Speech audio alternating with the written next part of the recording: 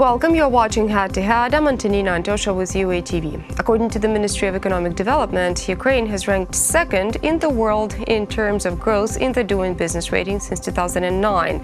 And since 2014, it has risen by 41 positions. Due to deregulation alone, Ukraine has already allowed entrepreneurs save more than 1 billion hryvnias annually. President of Ukraine Volodymyr Zelensky promised to make doing business conditions in Ukraine even more attractive. To talk more about this, we're joined in the studio today by Iaroslav Gregirchak. He's the Deputy Business Ombudsman in Ukraine. Hello and thank you for joining. Good to see you again, Antonina. So, in Doing Business 2019, Ukraine rose from the 76th position to the 71st spot among 190 countries of the world. And the team of our new president, Volodymyr Zelensky, has claimed that it believes that Ukraine could make it to the top 10. In your personal opinion, how realistic is this scenario? It's realistic, provided that realistic timeline is to be foreseen if we are targeting such an objective. What time frame are we talking about? Well, I would, in terms of my wild guess, I would speak in terms of 3-5 years, if we're talking about top 10 in doing business. You think this is possible within the 3-5 years to raise from the 71st place to the top 10? Within 5 years, if there will be a comprehensive, systematic work done, specifically targeted at attaining those factors that determine any country's ranking in doing business, why not? We've got to be optimistic, but this is not the matter of a couple of years for sure. Let's take the time frame of 5 years that you've just mentioned. What would be the priority steps in order to achieve the top 10? Well, they effectively reflect those 10 indexes that, once aggregated, allow to appraise the country's ranking as such. The areas where Ukraine is lagging behind, however, where certain improvements are imminent, is the quality of the bankruptcy, insolvency regime. There has been a recent bankruptcy code adopted that is still due to enter into force. Once it's done, as I understand, it's supposed to be reflected in the Ukraine's ranking in for 2020. Improvements in the field of quality of customs procedures, international trade as such, liquidation of businesses, the area of getting hooked up to electricity, where certain efforts has been made, but even though the legal framework on its face is not that bad, actually, in comparison to how it looked like 4 years ago, still a lot needs to be done in order to shorten the length of time while businesses are getting hooked up to electricity, and how many steps are needed to actually achieve and receive this service. At the same time, it's worth mentioning that in terms of Ukraine's investment climate, not only those factors that are determined by doing business ranking needs to be taken into account, because, for instance, a very popular theme, and we've discussed this even in this studio a couple of times, which is the illicit pressure inflicted by law enforcers against businesses. This factor is not even reflected, it's not even taken into account as such by the World Bank in the doing business ranking. However, we all understand that in terms of Ukraine's perception, it's crucial. But it's not the part of the of those merits that are being taken into account in order to assign countries ranking when it comes to the methodology employed by the World Bank. Well, yet and still, speaking of law enforcement, Zelensky's team said that it's going to ease the pressure of the law enforcement on the companies doing business in Ukraine. And I have some numbers here that say over the past 3 years, the government has repealed about 1,300 obsolete acts that created unnecessary pressure on business. And President Zelensky and his team have already cancelled 167 decrees, among them 61 decrees in the economic sphere, which were issued from 1991 to 2000. So now that we're getting rid of the bills and the laws that are that have created unnecessary pressure on business, they obviously should be replaced with the bills and the laws that are going to be helping business develop. In your opinion, what should be done in that sphere? What kind of laws do we need to make our business sphere prosperous? A few points. First, those regulatory acts that has been repealed, and thanks God this actually happened, they are not related as such to the law enforcement sphere. This is mostly in the direction towards achieving the right pace of what we call a deregulation reform.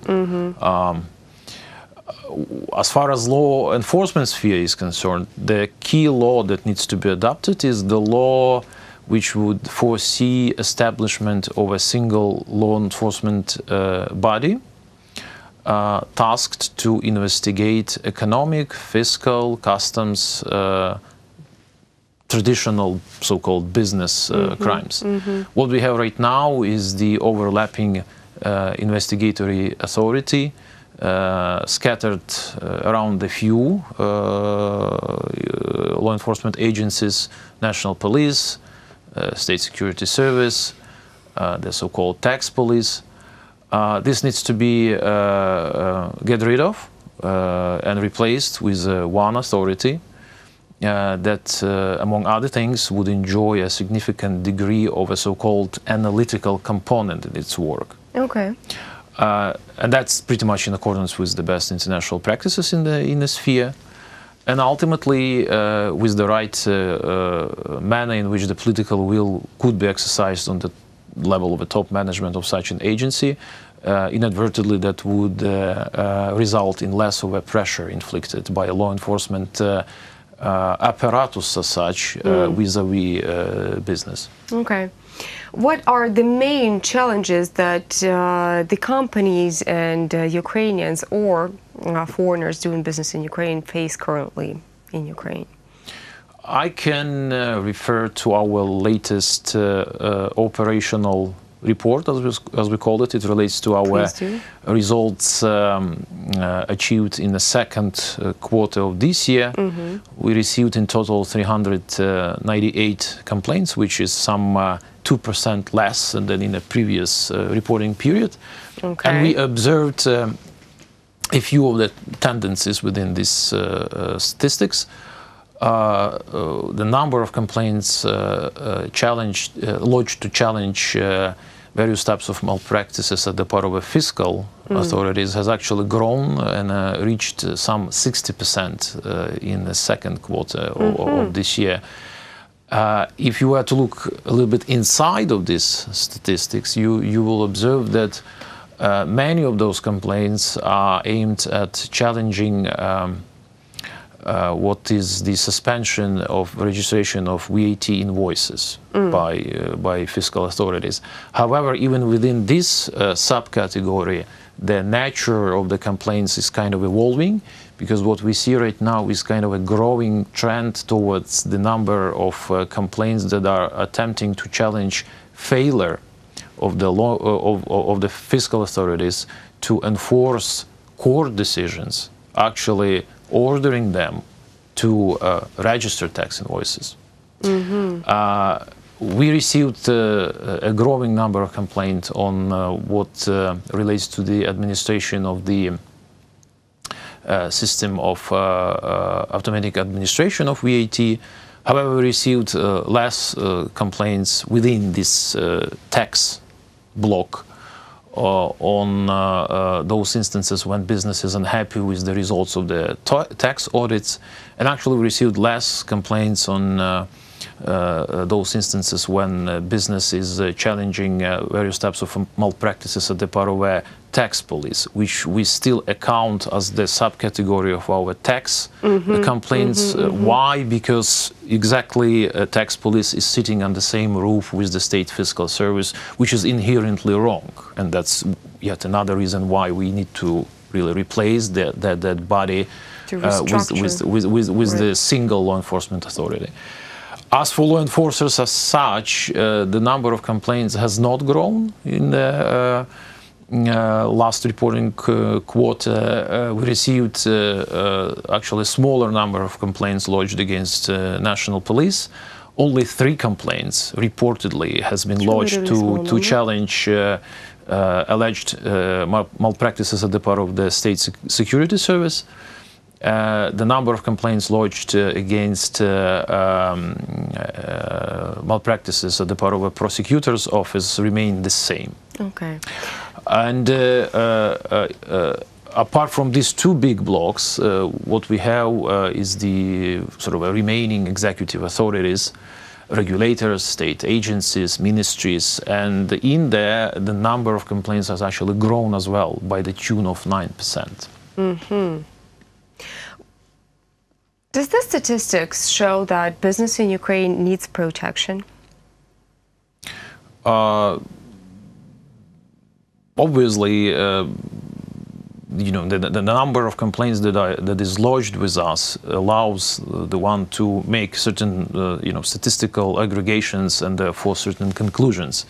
And I guess we are quite well positioned by having a systemic look at the actual merits of our complaints to see certain tendencies, certain evolving trends with that characterize the quality of relations between business and government in Ukraine. And I guess to answer your question, I would say that indeed business needs protection, but at the same time what needs to be taken into account that we are operational for the 5th year already, because we got launched in May 2015. And businesses ostensibly became more aware about our existence and maybe are more willing to take Business Ombudsman Council into account while elaborating their defense strategy. And what about the investment climate in Ukraine? How would you evaluate it right now? Is Ukraine attractive enough for foreign investors? Let's paraphrase that. I'm hopeful that what we are observing is the trend where we are on the rise as a country. I can only speculate that those recent changes, improvements that we received in terms of our sovereign ranking at the part of the international ranking institutions, actually proves that fact.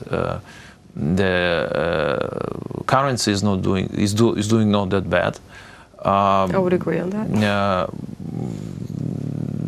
So all in all, the perception that both internal and external investment community shows towards the change of the Ukrainian political regime, I think that anticipation is quite positive. I don't see any particular signs to comment that things are actually developing otherwise. Well, thank you so much for coming here and for providing us this, let's be honest, this kind of positive information, and we do have positive plans to make it to the top 10 of the doing business ranking within the next 5 years. Within the next 5 years. So let's hope that's going to happen, because Ukraine is capable. Thanks so much for coming again. Thank you. That was Iaroslav Gregirchak. He's the Deputy Business Ombudsman in Ukraine. Thank you so much for watching UA TV. Stay tuned for more.